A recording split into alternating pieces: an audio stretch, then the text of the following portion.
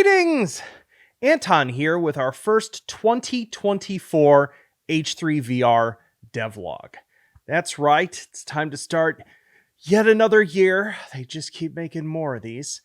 So what have we got for you in this video this week? So in lieu of doing that, you could call this a roadmap video. It's not really a roadmap video for reasons I'll explain in a second, but we're going to go over a couple things. Basically, we're going to start with how did 2023 go for H3? What do I think about that?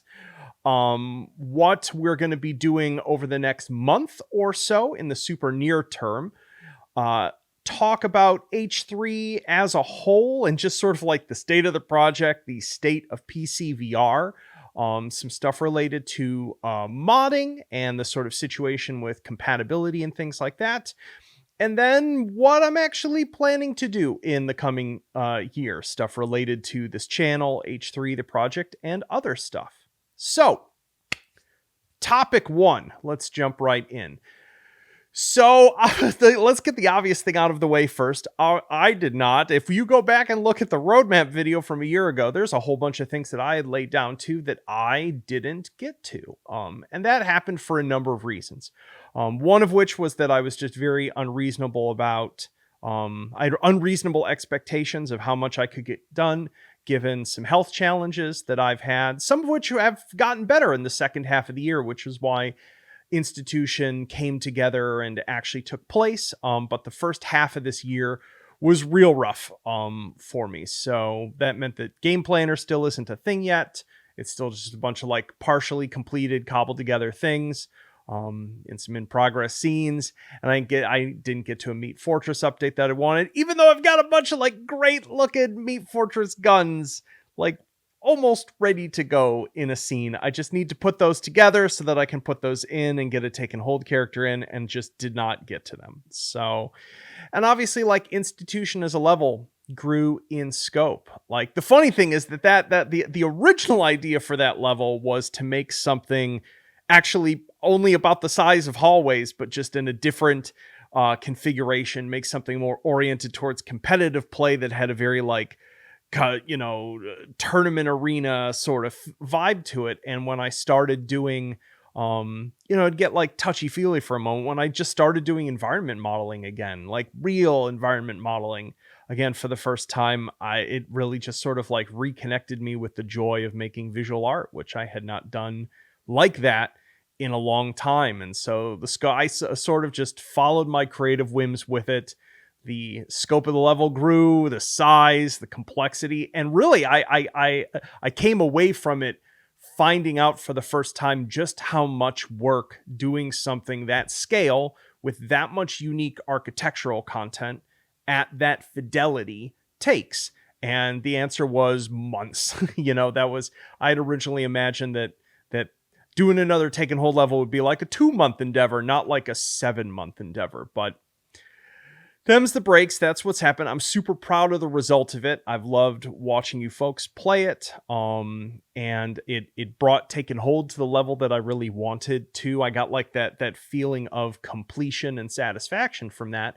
But obviously it sort of kicked a bunch of other stuff out of the way. So this is a long way of saying, so as to not make a fool of myself again, I'm not going to do a formal roadmap for 2024 and say these are the things that will definitely happen. I'm going to take it a little more month to month and just try to groove with things and be more realistic and more responsive. So I don't just like load a bunch of things onto my plate and then have this anxiety reaction to it of I need to get those things done by this time. Because I once again almost kind of like burned myself out the second half of 2023 and don't want to do that again. So in terms of this month right now, the big first 2024 thing for me is that I've done something I have put off for a long time, which I finally have a new development machine. H3 has been working on this tower down here, I think is like almost 7 years old at this point. Still got a 1080 Ti in it, still kicking strong, but it's gotten in my way from a development standpoint. My light mapping bakes take too long. I can't run the game at high quality and record out of the Unity editor without like crushing my Steam VR resolution. So I have finally bit the bullet. I've got a new machine a sick tower from Falcon Northwest. That I'm going to be setting up over the next week or two. It's my production software situation is very, very complex. And so it's a nerve-wracking, very careful migration process for me to get set back up on a new machine and get working. So that's probably going to take me a couple weeks. I'm still going to like do H3 work on this machine while I do that process, but it'll mostly be light stuff. I've got a patch to put together to fix some stuff that is that's still sort of wrong or not working how I intended with the meat miss gifts. And basically my focus for the next month to month and a half is going to be looking at content that is like almost done that I just haven't managed to actually push out to you folks, and actually doing that. So there's a whole bunch of ARs that all I made that I just want to get in and done. There's some SOSIGs and SOSIGUN stuff that I had produced that once again is partially implemented. I want to get in. I do want to do that Meat Fortress stuff because the guns are gorgeous and they're made uniquely for H3, and they have sat in my staging scene for an embarrassing amount of time. So I want to fix that. So that's going to be my focus. And obviously I've got like several partially built levels that I do just need to make the decision of like, what do I need to do to actually get this out to people instead of just obsessing about it, and get those into the, sandbox selection. So cool. And part of the other reason why I'm not going to be touching systemic stuff at the beginning of things, and aside from some fixes, and part of that has to do with the fact that there is still a situation where Take and Hold Tweaker has not been fully migrated and reconfigured and refactored to work with all of the Take and Hold changes that happened for Institution. Basically, the way that entire mod stack works currently is if it detects that you are loading into Institution, it just turns itself off, which is not ideal. I know a lot of you folks enjoy playing with custom characters and other modifications to Take and Hold, and so I don't want to start tinkering again with a code substructure that folks are trying to now match in upgrading their mods. So I'm just going to get out of their way, advise, and hope that process. I have no idea how long it'll take them to do that. It's outside of my purview in a big way. But just know that I'm paying attention to it and trying to, advise and help out however I can to get that all working again. Scrolling down our notes. So H3 as a whole, which is really as much about like, what's the state of PC VR at the moment, which is kind of, not, I mean, on certain perspectives, I mean, obviously folks who, there's that UEVR thing that just came out, for folks who like playing ports of games into VR. We might just be about to have a golden age of that on PC. But in terms of just like the health of the PC VR ecosystem, seeing as Valve is just sort of like, Meta's doing its own thing on standalone, Apple is making a headset for no one, except people who are really into seeing like fake eyes on the front of headsets. It's pretty clear that just like this side of the medium is somewhere in between in a winter and dead or dying, despite the fact that there's still tons of people who play VR with PC games. We're not in a stage of growth. This is not like 2020, 2021. And so what that basically means is that H3 as a, how to put this? It's a pretty dumb financial decision for me to work on this project full time, and not be also trying to get another iron in the fire for the future in some way. Obviously I have grumpily refused to work on a standalone game of some kind, in part just because the technical limitations of it are just sad trombone. And also just because of the fact that like Meta's not a great company, but also none of them are. So this is to say that like I am a big part of 2024 for me is about investigating what I'm going to be doing at the same time as H3 as a sort of like bridged, overlapped thing to make sure that I still get to do this as a living. Because while H3 is still selling, it isn't necessarily selling at a rate where I can come up with a new cool idea for a new mode or a new thing and run out and grab 3 or 4 contractors and put them to work on making assets and things for the game anymore, which means I can't aggressively expand the scope or size of H3. I can refine what we have, I can finish what I started working on. But it's a project that is in, we'll say, another era, which is the like, why don't you finish the things you started, Anton? But obviously, like, I still love experimenting. I like making new things. And so expect to see a new project in some form for me this year, and it's going to be on this channel. I'm still figuring out at what stage I will show you folks it. Like, obviously, H3 started, if you want to go back to the beginning of this channel, started with a video of me being like, hey, I put something together over the past 3 days. Take a look at it. Here, I'm going to mispronounce an HMD name. And I'm probably not going to go that raw in public with it to begin with on a project, but I still love doing open development. I love making things and showing them to you folks as they come together and breathing in feedback from it and sort of positive vibes. So yeah, so I'll be doing that. Honestly, I'm considering, playing around with a whole bunch of other things related to the media that I make around making a game.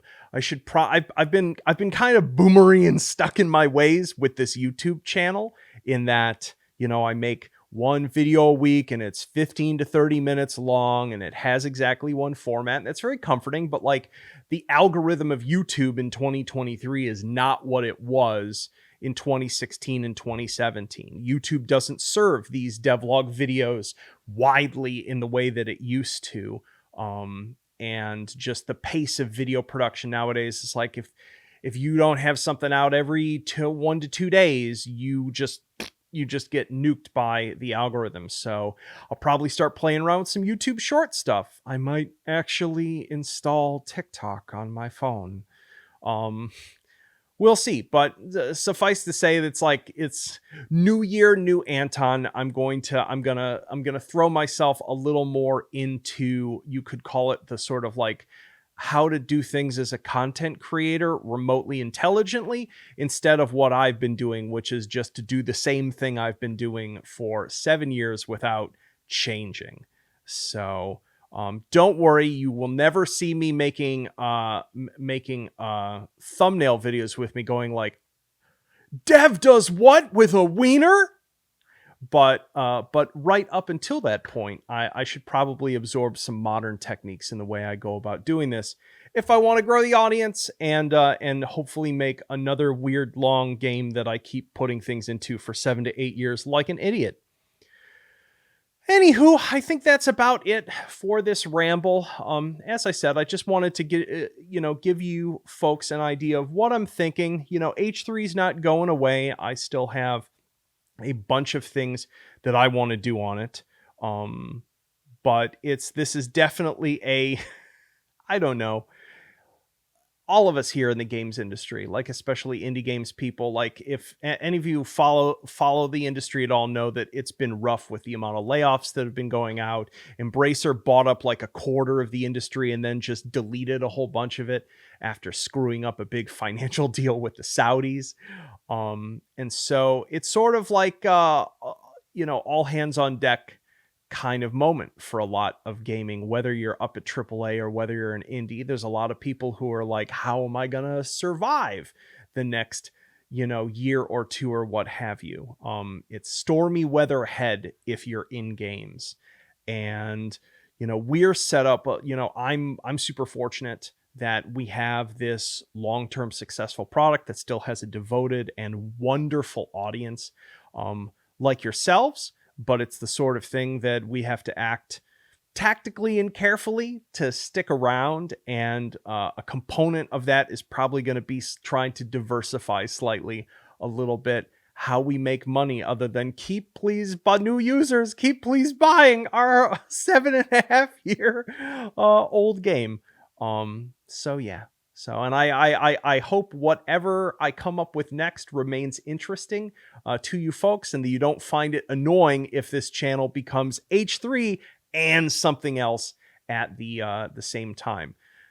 But yeah, I'd love to hear from you folks about it. If you just want to, like, feel free to, like, any of you who are still watching this video at the end, if you want to just leave a comment about, like, would you like to see another game come together? Would you like, if I decided to stream it once a week, would you be interested in that? If I decided to put together a Patreon to try to fund something like that, is that something you'd be interested in subscribing to? And, like, what would you expect in that realm? I'm really, I'm considering many options going forward. And it's part of it's in response to challenging times, and part of it is just like actually getting creatively rejuvenated.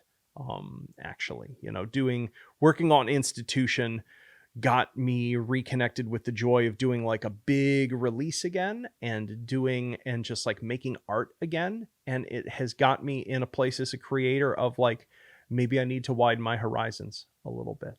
So hope that all makes sense or is remotely interesting to you folks.